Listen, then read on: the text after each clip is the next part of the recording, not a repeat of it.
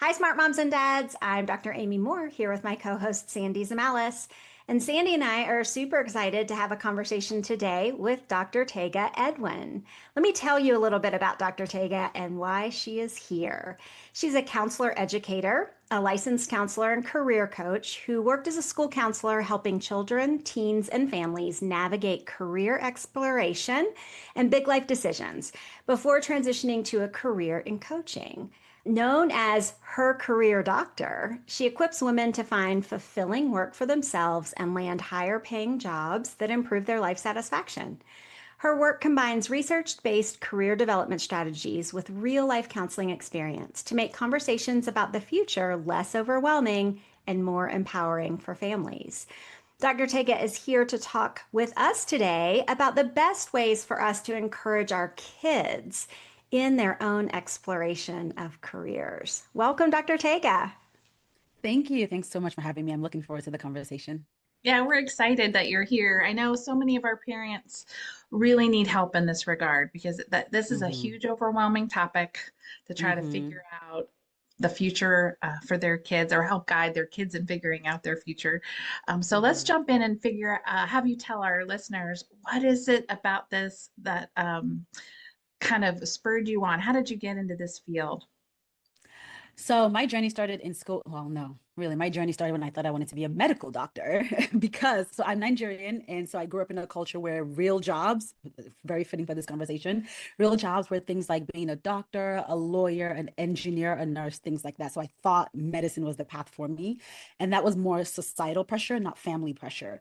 But I failed the MCAT, and I had started a psychology minor in my junior year of college. And then I fell in love with minor. And then I took the MCAT, I think at the end and failed. And I was like, okay, this is clearly not the path for me. But that was how I then pivoted, just started thinking about what do I really want to do? What do I enjoy? What kind of work do I want to do? And back then I loved being around kids and working with kids. So that's how I discovered counseling. And so I went back, got my master's in counseling, became a school counselor. I worked in a pay by performance district in Colorado Springs. And it was interesting because for school counselors, two of the metrics, well, there were three total, but two of the metrics they used to determine counselors' pay was attendance. And fifth graders would take this career test, and how they performed on this career test would determine our pay moving forward. That was it for counselors. And so obviously, I was like, wait, what?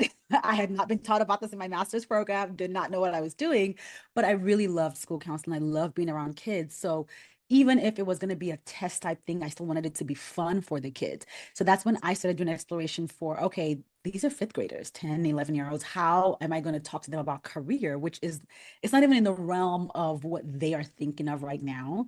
And so my research led me to develop this program that helped them really just explore themselves and who they are and work. And I just saw the kids light up. Like this was one of the few places where school felt like it was about them, like they were talking about themselves. Some of them would talk about wanting to be basketball players or what are the archaeologists. It was a really cool project. But that was how my love for career development started. So when I went to get my PhD, my research was actually in school-based career development. And it was in that path that I became a career counselor and so pivoted to start working with adults. And then when I became a faculty member, I missed doing the career work and I still wanted to help people because I've just seen how much career confusion can really stress people out. It doesn't matter the age, doesn't matter the generation. When you don't know what you think in your head, like I don't know what I'm doing with my life, so to speak, it can feel very stressful. And so I really love this work. So that was why I started my career coaching business in addition to what I do as a faculty. I love that. And I love that you talk about that term career confusion. Before we started the episode, you mentioned how we've got kids going to college and their prefrontal cortex isn't even fully developed yet, which makes reasoning really difficult, right? It makes weighing all the alternatives really difficult. So, of course, you're in this space of being confused, and then confusion causes stress, which is then right? An emotional roller coaster. You said something when you started asking is, parents are struggling to help their kids figure this out. And I'm like, some parents are even struggling to figure it out for themselves. Like we're just not taught how to make career decisions, period. As a society, people expect you to figure it out. And so I think that's also part of where that stress comes from. Yeah, I was going to add that, I think some of it's a paradigm shift too, right, Dr. Tega? Like careers aren't for many people like a longevity game. Like it's except for things like doctors, lawyers, engineers, definitely there's some longevity there. For the majority of society, a lot of times those jobs are going to switch and change. So it's really about figuring out what your skill set is, what you're good at. Are you good on your own? Are you a creative? Like, like there's a lot of, I think, discussion that probably needs to happen around that aspect. So, share with our listeners, what did you do in that classroom that really helped your students see themselves in this process of thinking about who they wanted to be when they grew up? For sure. Yes. So it was I want to say 8-week unit, but I remember we started with things like the biggest one. I remember this was 2 weeks that really sort of blew their mind was I just started with this concept of multiple intelligences. And I know that the research is mixed on multiple intelligences and if people believe in them, but these are 10-year-olds, right? Like I was not trying to change their world, so to speak. It was more just, okay, you might not be good at math, but the fact that you're good at sports matters and is still a way of being intelligent. Or for the ones who are good at music or the ones who are good at drawing, right? So I taught them this concept of the eight types of intelligences. And that I believe really sort of blew their mind because I think a lot of the kids grow up hearing things like, you have to pass math, reading, science, that's it. And so they think if I'm not great at those things, then I'm not smart or I'm not good enough or I don't know what I'm doing. And so that really, like I said, shifted for them what they thought about what it means to be an intelligent, capable person. And then we started exploring things like I would talk to them about their interests. So just what kind of things do you like doing in your free time, right? Like, do you like playing games? Do you like reading books? Like, what does that process look like? And I think they really found that helpful. So in Colorado, we had this career exploration website. A lot of states have them. Here, I'm in Missouri now, we have it too. And so I just had them do some of these assessments. There was it's called the Holland Interest Survey, but tailored for kids, where they just took an assessment and it tells them, oh, are you more of a hands-on person? Are you more of a talking to people person? Are you more of a research and data or numbers person? So we did that. And then we talked about different types of degrees post school. So I was teaching them about things like associate's degree, bachelor's degree, on the job training. And I remember this one, they really enjoyed this because I used Legos to show, like the Legos were numbers of years. And so we were using this, okay, how long does an associate degree take? 2 blue Legos, but a bachelor's degree can take, 4 blue Legos. It was just, again, ways to make it hands-on for them to just conceptualize that. And then we talked about career clusters. And this was something that I already had a poster in my office, but just again, helping them see the different places that you can work in terms of when we think about clustering it, whether it's the medical field, retail, just helping them see the 9 different career clusters that exist, again, to expand their horizon. And that's because the research shows us that by 5th grade, most children have already started eliminating career options based on 2 factors, gender and prestige. Gender meaning if they see physical, just how people present. So if in their brains they see all their doctors are men, their brain tells them only men can be doctors. If they see physically all nurses are women, their brain tells them only women can be nurses. So then a little boy who wants to be a nurse might look at, so again, at that age, that they're still very binary in their thinking. So might look at a nurse and think, oh, I can't be a nurse because I haven't seen one who looks like me. That's the gender piece. And then prestige, what the research shows is based on how adults around them talk about jobs, how they treat people around them, they start to decide which jobs are worth pursuing and not. So for example, if you're in a family where you hear them talking crap about your janitor, as a child, your brain says, oh, that's not a good enough job for me. You eliminate it. So there's a theory, it's called Gottfried's theory, which is a bit controversial because her research kind of went off the rails when it comes to race later on in her life. But there's been enough empirical evidence for the first part of that study to show that by 5th grade, children are eliminating options based on gender and prestige. Then we see that by high school, they are now eliminating based on what they think is their effort level. I'm not smart enough for a medical degree, so doctor is not good enough. I can't be a doctor. I don't have the tolerance to go for a master's degree, so I'm not going to be an engineer. So really, we see that throughout. We call this the process of circumscription and compromise. Children are throughout their lives, they are compromising based on what they see around them. The reason why I share that is, so for me, at that elementary school level, what research shows is it's all about exposure.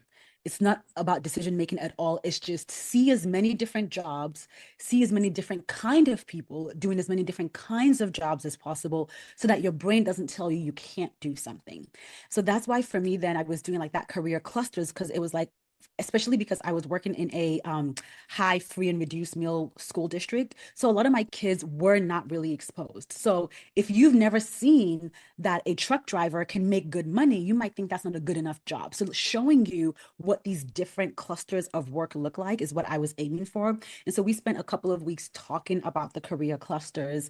I forgot to say that at the beginning of the unit, I also just explained to them the difference between a job and a career so they could wrap their minds around it. And then we ended with a career fair. So you know how back they used to do the science fairs with the trifold board? So throughout the research, they were researching options. They would pick a job and then research it. And they each built like a trifold board for one career and put all this information on it. And we had it in the library. Parents came to look at it. We matched it with like the musical night. And it was really just a fun process of them learning about themselves and learning about just different options that are available out there. So that was what I did with them.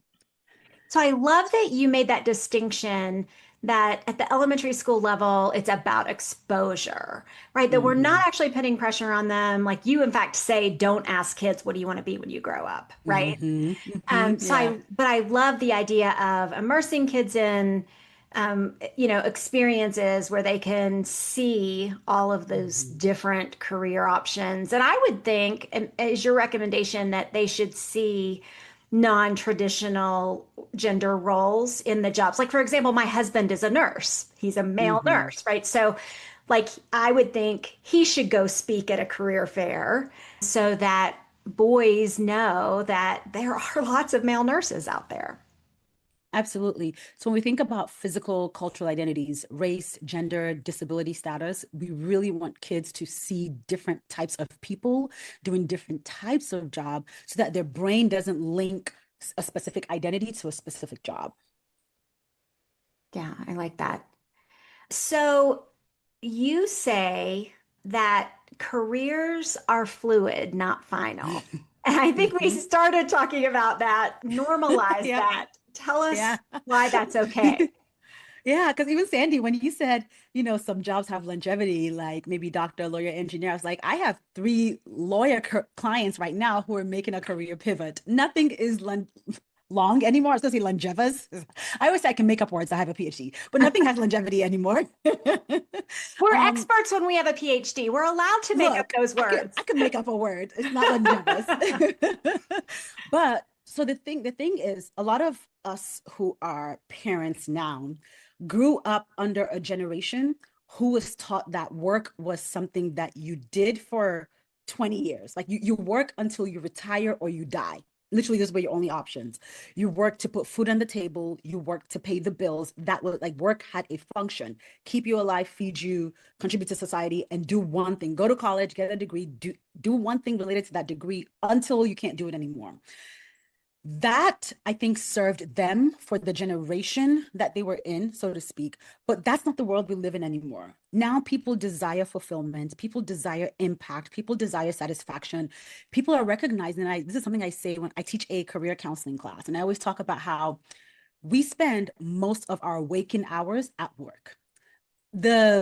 At best, you're doing 40 hours. Most people work more than 40 hours. Over your adult lifetime, that's 90,000 hours that you spend at work. People are realizing they don't want to be miserable for 90,000 hours of their lives. And so work is no longer just this functional thing. It's a form of expression. People now want to work to express themselves. The thing, though, is we as people are not stagnant. So the thing that you can express yourself with when you're in your 20s might be different when you're in your 30s, might be different as you remember in 40s, 50s, because your values change, your interests change, you learn new skills, you develop new interest, all that changes. And so as you as an individual grow and change, the kind of work that satisfies you is also going to grow and change. But most of us haven't been socialized to think about work that way. We've been socialized that change is bad, change is giving up, change means you're a quitter. And so we might try to stick out a bad job, try to prove that we can do it even when we're feeling miserable. And unfortunately, our children see that. They see that you come home tired from work. They see that you're complaining about work with your loved ones every day. They see that you are complaining about your boss. They see that you don't have time to spend with them because work is so busy. And so they internalize that work is just, we do this one thing, we pick it and we go. And so if you want to break that cycle, we have to have that conversation with kids of, you pick something that you will enjoy for one season of your life. But if in another season you find something else is interesting, you can make a change. It's all about having the skill set to make that change, all about knowing how to pivot. And so work very much is fluid because we as people are fluid. And most of the times, when I look at my work with women, the thing that keeps a lot of women dissatisfied is they stayed too long in what I call a job that's expired, because it doesn't fit you anymore. It doesn't match who you are in this season of your life. You started this job when you were a single 20-something-year-old and you could grind and do all that. Now you're a mother who has different values, different priorities, and the workplace hasn't shifted to match that. So that's why that tension now exists, because you're not expressing yourself as who you really authentically are right now in this season of your life. How do we prepare our teenagers and like young college kids for that kind of fluidity? Because our systems aren't set up for that. They're not. Not at all. Yeah. I mean, very much about put in the time, grind. So what would be your suggestion for parents there? How do we help prep them for this kind of fluid mindset? I think conversations from a young age. This is why I said that they're not asking that, what do you want to be when you grow up? One of the reasons why I said at the beginning I wanted to be a medical doctor was because when I was, I think 10, I said I was going to be a pediatrician and I could not let that go. I literally, that's why all the way to college, I said I'm going to be a doctor. So I'm going to be a doctor. I don't want to disappoint my parents. I've been talking about this. I've told everybody what I'm going to do. If I quit now, it's bad, right? The thing about conversation is like, instead of what do you want to be when you grow up, what do you enjoy doing? What thing makes you feel like you could do it for? If you could do one thing for the whole weekend, what would that one thing be?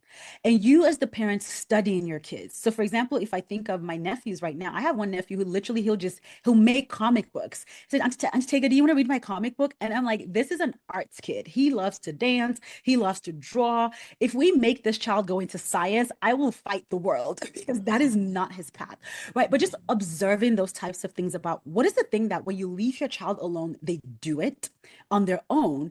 And then are there ways for you to invest in that, whether it's a class, you sitting down with them, but just exploring it without any pressure. If they get tired of it, it's fine. Don't say, oh, you stopped drawing. No, it's okay. What's the new thing that you're interested in?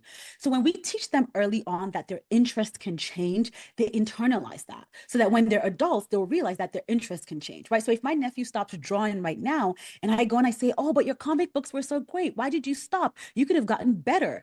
That is a subliminal message of you're not good because you stopped, right? You could have gotten better. So now you're getting worse because you stopped the thing, as opposed to, oh, what are you interested in now? Why do you like it? What do you enjoy about it? And then you start to learn, okay, what are the things that your child is gravitating towards? And you're planting seeds that change doesn't make you a quitter. Change just means that you understand yourself and you know how to move with the tides internally, so to speak. So that's like, I think, early level. I think another big conversation that we need to switch is the college pipeline is terrible, right? But we can't change that system. So how do we work in it? Think about sitting with your kid before college and having a conversation like if they choose college, right? So first of all, I should say pre that, ask them if they want to go to college, right? A lot of us who already went to college assume that it's the only way our children can be successful. It's the only way that they can be financially stable. But I remember when I was a school counselor, I used to say, I have a master's degree and truck drivers make more than I do, right? So it's not just about the degree, it's about if you know what their interests are, then you might know that, oh, the best way for you to be successful in what you have said you kind of are interested in is going to be a degree. For some other child, it might be on-the-job training. It just depends on those interests that you've observed. So, okay, do they want to figure out 2-year degree, on-the-job training, 4-year degree? What is it? But then after that, even when they're going to college, giving them that opportunity to say, okay, what kind of subjects were you enjoying when you were in high school? And how can they take that first year, just that first year, to explore a few different classes to see what did you like learning about? What did you enjoy before you pick a major? A lot of institutions will let kids go at least a year undeclared before they declare a major.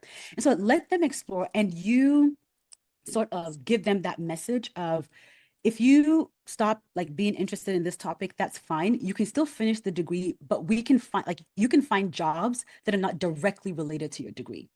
I think what we see happening is, let's say a child starts chemistry and they realize they hate me. I majored in biology and I failed OChem. And I was like, I hate this. But I thought I couldn't change, right? I have to do this. So I minored in psychology. Okay, but I didn't do anything. I went to a different degree path. But some other child would have thought, oh, I have to now change my major to do something that I want to do. But the problem with that is, the more you change your major, the longer you stay in school. The longer you stay in school, the more debt you're racking up, right? So if we let them know, okay, no, as long as you get that degree, if you're doing a 4-year degree as soon as possible, we can figure out how to market your skills for something else, right? Don't rack up this debt that's going to be weight on your back. But more often than not, if they've explored classes, at least in that first year, they'll have a sense of, I didn't like the science ones, but I like the art ones. I like the writing ones. Maybe I want to major in English. Okay, now let's sit down. What are the options? That's the other thing that's missing. What are the options that are available with this degree that you have? I can't think of it now, but I will think of it and share it with you all post our recording. But there was a website. Oh, it's called What Can I Do with This Major? When I worked as a career counselor on a college campus, that we used to use that website because it'll take a major and show you all the different types of jobs you can do with it. It'll show you the professional associations tied to that job, so that kids have this mindset of, okay, even if I'm getting this degree, the world can still open up to me. It's all about options. I still have options. I don't have to, because I did science, be a doctor. Because I did engineering, be an engineer. No, there are options. And because we as adults aren't socialized to think that way, we often can't help our kids do that. So send them to the Career Services Center, look up resources on your own. I just thought of another one. It's called Kuder, Kuder. It's career exploration, but gamified. So kids can play games, but they're learning about careers, learning about themselves. So I think this really comes down to conversations about options and that fluidity, while you are also observing your child. You're observing what they're interested in, what excites them, without you getting stuck in one thing. I've seen that happen with parents where, but they said they wanted to be a doctor. They have to be a doctor. No, they changed their mind, and that's okay. You have to model for them that changing their mind is okay. Okay. I almost cried a minute ago, as you were normalizing this idea of, this is who you are in this season, and that's okay. Or just because you have this degree doesn't mean you have to work in that career field, because that could be applicable to others, right? And so, I was a career changer, and so, my mom always blamed that on my ADHD, that I didn't stick with the same thing, and then I kept switching. In fact, I overheard a conversation that she was having with my aunt once. Well, why is she doing that? Well, because she has ADHD and she can't stay with one thing. And in my mind, I was moving forward. I was doing something new and exciting, and in a way that I could help a bigger number of people, right? And so to be able to hear that, like, we should celebrate that rather than shaking our heads and, blaming that on a lack of stick-to-itiveness. So I appreciate that you absolutely bring that up.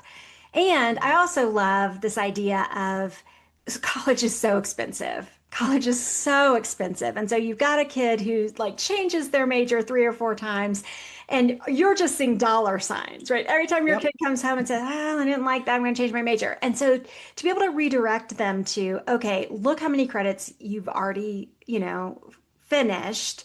How can we compromise? Like, how can you use what you've already done to in this career path, so that we don't spend an now I'm making up words. Hey, an enormous amount of money while you figure all of this out. I can remember when I was in college as a psychology major, I was waiting tables, and I had this table of 8 businessmen. And they were asking about me, and I said I'm a psych major. And 6 of those 8 businessmen, they were bankers, all had psych degrees. And they laughed at me and they said, maybe you can be a banker like us. And like they graduated and realized, okay, I don't want to be a psychologist with this degree, but where can this be applicable? And oh my goodness, the skills that you learn understanding human behavior are absolutely applicable in banking, right? These are people who are dealing with their money and their finances and what are they going to invest in, right? And so those skills were applicable to them. I always laughed. I'm like, no, I'm not going to be a banker like the other psych majors, but anyway. Yeah. Yeah. And let me go ahead, Sandy. Andy's Oh laughing. no, I was going to say the only thing I wanted to add to that too, because I mean, we've all been there, right? I mean, I definitely, I shared that story about how we had to have an intervention with my son in engineering school because he was failing and he wouldn't, for whatever reason, he was locked in and would not bail. And so we were like, I think it's time to bail. I don't think this is your calling, not because you're failing, because it's just, it isn't who you are. Like this doesn't push you. Like there's something else you've locked in here. And it's not that because this is your passion, right? Like, so we were trying to get him resorted and it worked out well. But he was in school longer. I remember those, long conversations with my husband. He was panicking about the money and and my theory at the time was, the way our system is set up, which is kind of why I called that out a minute ago, is that our kids just don't have those opportunities to do internships and to get those experiences anymore. So I would rather him fail in college and have it be a little costly for him to figure out who he is and figure out what path he needs to go and build some resilience, because up until that point he'd never failed anything. So I think he kind of needed that to like struggle a little bit so he could figure out how to get more in alignment with who he was. But then I also remember, and maybe you can speak to this, Dr. Tega, there's also a battle, like it's a, generational thing, a battle of, oh, well, you can't pay rent with a job like that, or, like, how do we overcome that, that any stigma or, incorrect beliefs we have about careers? Because you're right, the career landscape has changed. There are more creatives that are able to be in the workspace than ever before. So any of those artistic pieces in music or art, there's more space in the business and career world for them now than there ever has been. So how do you help parents or help kids kind of wrap their brains around that piece to just push that away, that yes, you actually may be able to pay rent with this career that you love or thinking that you're going to love down the line? Yeah. So there's 3 things, and I wrote them down that I want to talk about first. With the exposure, because you talked about internships can be harder to get, which is true. However, as adults, we still have networks where we can help get our students opportunities to shadow people. So that's another way in college, if you can start from, in fact, high school, where it's just follow a doctor around, follow a banker around, follow an engineer around, just see, again, a different level of exposure where we're not just talking about it, but you're seeing their day to day as another way to help them in that decision-making process of, that looked like a terrible day, I don't want to do that job, but that looked like a fun day, I might be interested in that. And then also thinking about language in a few different ways. So for example, if I think of your son, I know you said it worked out, so back then, one thing I would say is, if I think of the word, for example, passion, kids have a hard time, kids don't know what that means because they're not old enough to have a passion, candidly. Like they have interest, but not passions. And so even thinking about if a parent listening is thinking, oh, my son or my child is in that situation right now, asking questions like, okay, you're locked into engineering, but let me ask you this, what do you like doing in your free time? What makes you feel happy? What makes you feel good? What do you enjoy doing? Let's just have a conversation. Just tell us about you and what you enjoy. And then you as the parent just listening, and then you're listening for patterns and saying something like, okay, Bobby, as I'm hearing you talk, none of that sounded like an engineer, babe. Like I'm hearing like an artist or somebody who wants to dance. What do you like? And you being light about the conversation. That way they know it's more, we're just talking about you. And I'm like, maybe I didn't hear an engineer there. I heard an artist. So what's up with this engineering thing? Tell me about it.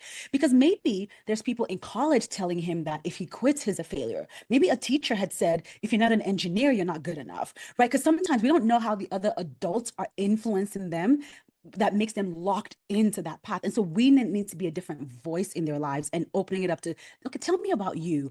Tell me about who you are. And I'm listening for patterns so that I can then feed back what I've heard you say. So I wanted to share those two things. And then to answer your question, I had thought about this when we were talking earlier. A lot of times, even as adults, one of the biggest things that keep us stuck in situations we don't like is lack of financial stability. And so, candidly, and I was going to say this earlier, a good way to get that thought of, I can't pay rent with this out of your child's head is to improve their financial literacy early on. So it's not directly career related, but I think that's just the foundation of, I remember, like I was telling my husband just recently, I was like, one thing that I'm mad at my dad for, because he was an accountant, right? He was a banker. And I started working in college. And I'm like, why did he never tell me Did about he the have a stock psych market? degree? No, he did not. He did not have a finance degree. But I remember saying he was investing, he was getting dividends. Why didn't he just tell me as a kid? Even just make me, I would have been mad, but just say $20 from your paycheck has to go into the stock market.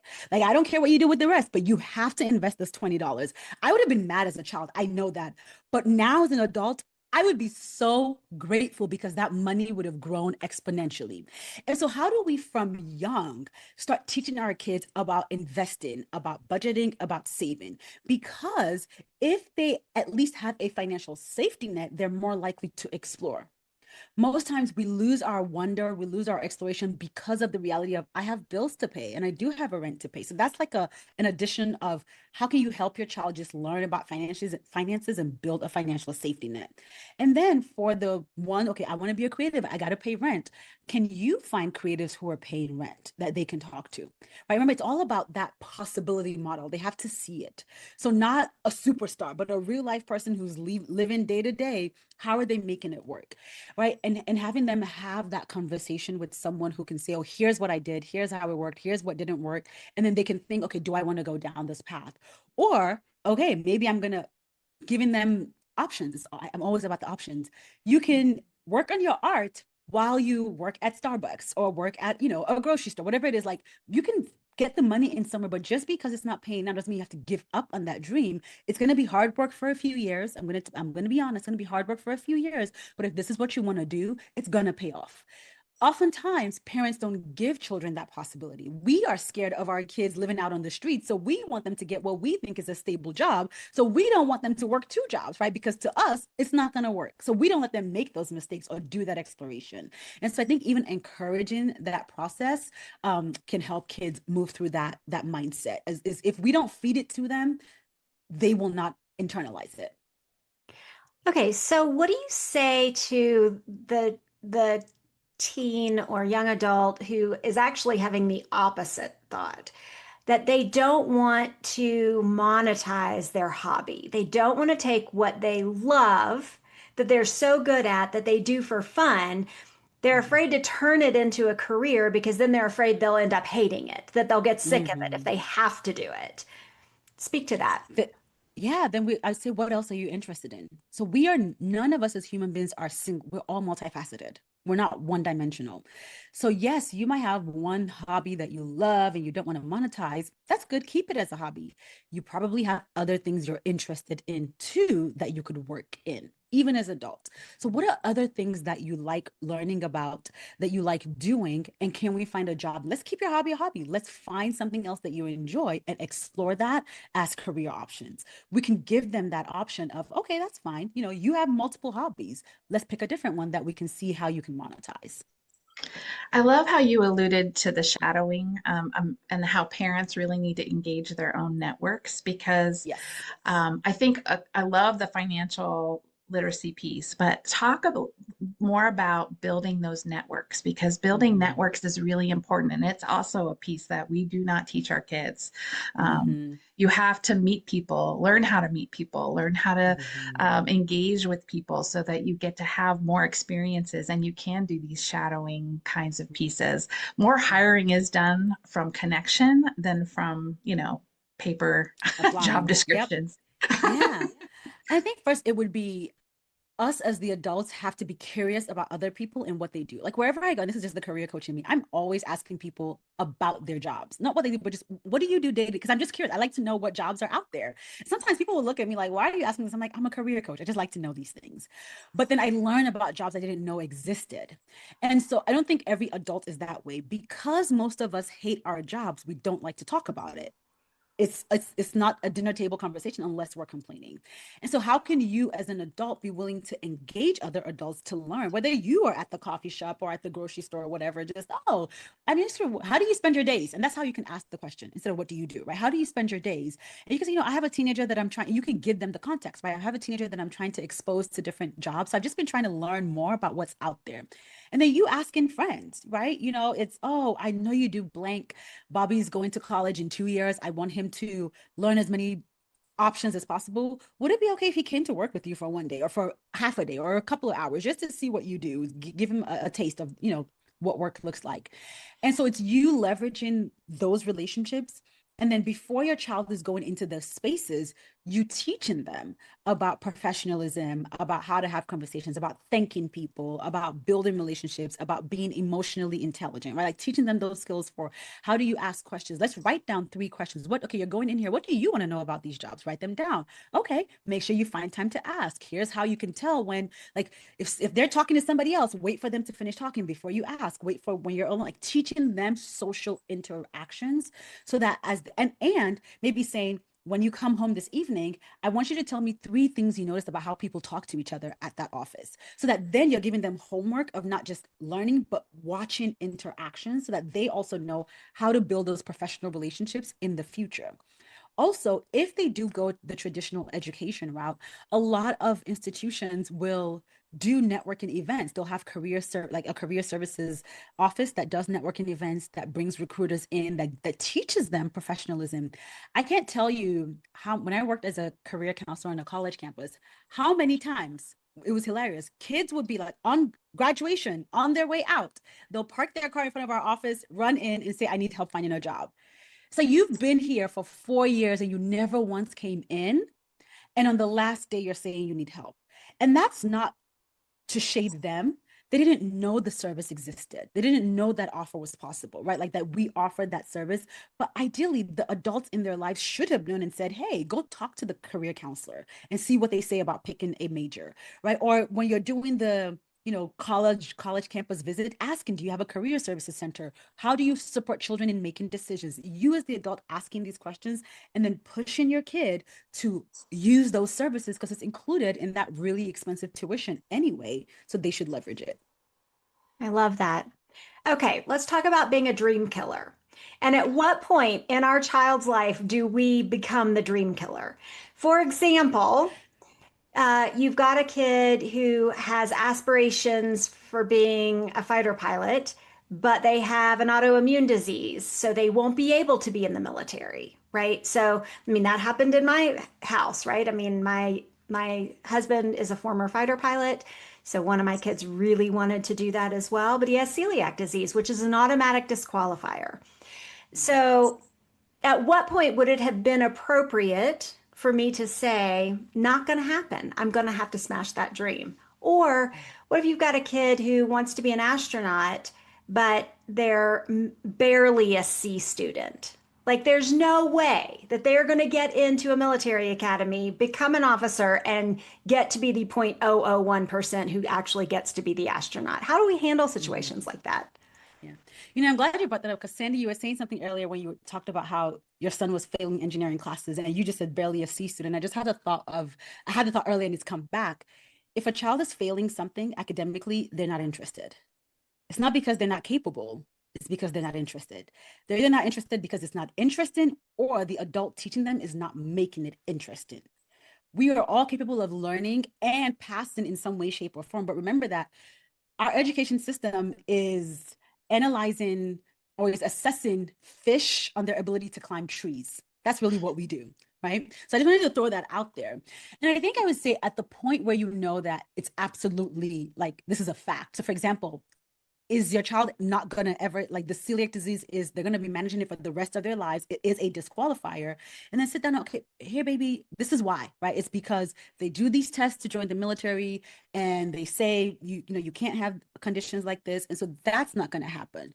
Now, how can we be a dream deviator as opposed to a dream killer, so to speak, right? So you can't do that. But when you become 18 or whatever it is, I promise you, we're going to have you take flying lessons. You might not be a fighter pilot, but you can still learn how to fly as a hobby. We can find a different job, right? I'm saying that because I think of myself growing up. I wanted to be a model so bad. My mother was like, no, like what, like, that is not a job. And she wouldn't even let me. I want to be a model. I want to be a dancer. I want to be just like, I like the artsy things. And I was a biology major. And she said, no, it didn't happen. And I think of now when people just randomly be like, oh my gosh, are you a model? I'm like, no, but I wanted to. If she just let me do it for fun, I could still have gone the science route, but at least that itch would have been scratched and it wouldn't have been a regret. So how can we deviate like that dream to a hobby and say, so you can't do this as your job because A, B, and C, but I'm willing to support your interest in it as a hobby. We can take classes, we can do simulations, you can learn, and that way they don't feel like the dream was totally killed, just redirected. I love that. Great advice. Mm-hmm. So, Dr. Tega, how would you help parents in the aspect of encouraging, helping them encourage their children to have jobs, like not thinking about the career side of things?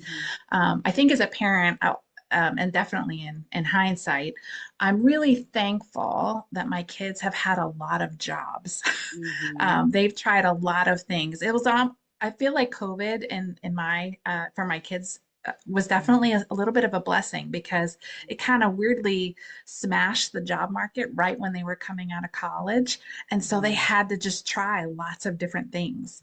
And I think between the two of them, they've had like 10 different jobs in like 4 years. Like it's been kind of crazy, but they've moved a lot. They've had these great experiences. How early would you recommend, encouraging your kids to have a job, even if it's just for that financial literacy piece or building networks, but not necessarily, something. I know as parents, sometimes we protect our kids from that because they're going to work their whole life, but it might be good to incentivize that maybe earlier to help them shadow. Yep, absolutely. I was gonna say, you just make it a family culture.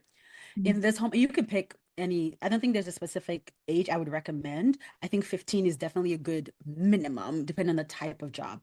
But just saying, in this home, we work once we turn 16. Like it just becomes a mantra. That's what we do. In this house, we work once we turn. And it could be like my first job was in college. I started college when I was 15, so I was very young. But I was in my residence, like res life. I just sat at the desk. I was like the front office person, but I got to meet people that way. And so it's like that was not a job that was too big for me cognitively, right? It was just filing, organizing the office, giving people a tour of the dorm. That was it. And so thinking about, I think I would say appropriate jobs like that, where it's not too much of a cognitive load for the child to do the job, or physical even, right? I'm not going to say you put a 16-year-old to be lifting big suitcases in an airport. And so I would say it becomes just a culture of, okay, you're going to work and telling them the why of it. Why? So you can understand what it means to, how adults live life. So you can get out there and meet new people. So you can start making your own money so that I can teach you how to invest it, teach you how we do budget. You want that game? We're going to create a budget for it so you can buy it with your own money. And again, they might push back against it. I think of these things I'm saying to you. If my parents had told me, actually, I wanted to work, my parents didn't want me to work because they wanted me to just get A's in school. But there's some other things that I would have been like, I don't want to do that. But in hindsight, as an adult, I would have looked back and said, that actually helped me. And so that's just part of being a parent, is we know that we make our kids do things that they don't want to brush their teeth, but their teeth will fall out if they don't. So we make them do it. And so it's just, as long as you're explaining the why to them, this is going to help you build skills. It's going to help you meet people, help you learn what you like doing. And so is it, this summer you work at Chuck E. Cheese, and the next summer you work at an office, and then the next summer you work at the gym, and then you just see what did you like, what did you not like. It's a way for you to get to know yourself. So I think it just becomes a family culture thing of you and your partner. You sit down, you pick what age do we think makes sense for our kids? I think 15 to 16 is good. And we just say, okay, we prep them and you start dropping those hints from when they're 11. Right? Just as jokes, oh, when you're 16, you're going to start making your money. I think when they can drive, they can work. Right. And so you just start, you drop the hints 5 years out. Oh, I can't wait for you to start driving so that you can pick me up after you come back from work. Just jokes like that so that it becomes in their head, I'm going to get a job once I hit this age. And so that just becomes a norm in the family. Yeah, we did that in our family. One of them was 18 before he actually got a first job, but it was fun to watch the kids really grow and learn and see what the dynamics of being an employee actually feels like too, because that can be shocking to some kids, right? So especially if they don't grow up in an authoritarian household, it can be shocking to have an authoritarian boss. And that's the reality that happens out there. So it's great experience because then you can coach them through, okay, well, how do you handle those interactions? Yeah. And I think you bring up a great point, Dr. Amy, and I hadn't thought about it until you said it, as they're working, creating time as a family to talk about the work experience, right? Using it, okay, what happened today? What was confusing? What was hard? And creating a space for you to then be able to teach them, okay, they shouldn't have done that. Here's how you can advocate for yourself, right? Or, oh, here's what you could have said differently. So using their work experience as a way to, I think of your question earlier, Sandy, of how do they build relationships? If they're at work and you're debriefing with them maybe 2 or 3 times a week, you can talk about and hear, okay, where was their EQ not quite where it needed to be? Let me coach them on what they can do next. And you're using their work as teaching moments. Yeah. You've Okay. offered so much great stuff, Dr. Tega, and we're getting close to the top of the hour. So I wanted to give you a chance to kind of just share with our listeners anything that maybe we didn't hit on that you want to make sure we drive home for parents in this aspect of helping our kids build that career job mindset for the future, thinking through that fluidity. Yeah. I think I would say that every parent should assess their own relationship with and beliefs about work. What role do you think work plays in our lives? What do you believe is possible in the world of work? What do you think careers are meant to be? Because we are the ones who pass down those messages to our children. And so, I think a parent could be listening to this and think, oh, great, I want to give my child options. I want to make them think change is good. But if inherently you believe that change is bad and change makes you a quitter, that's what your child is going to hear and see, no matter how you try to spin it. So you have to fully embody and believe whatever message you want them to live out, which means you have to do self-reflection and assessment of what do I actually believe, because that's what you're going to pass on to your child, and that's going to be their reality. Absolutely. Dr. Tega, how can our listeners find you, find more about you and your work?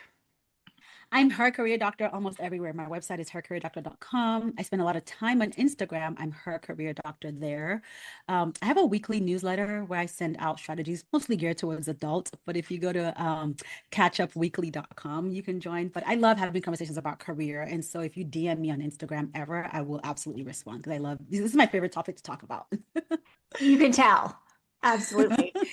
We appreciate all of your amazing insights and wisdom on a topic that we just haven't spent any time on the show. And so I hope that I know that our listeners will have just some amazing takeaways and aha moments. I know I did from this conversation. And we'll put all those links to your social media and your website in our show notes.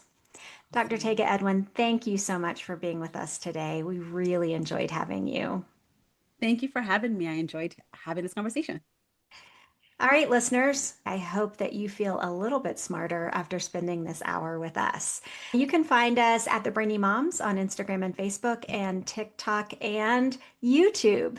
So we would love it if you would find us there and follow us. And until next time.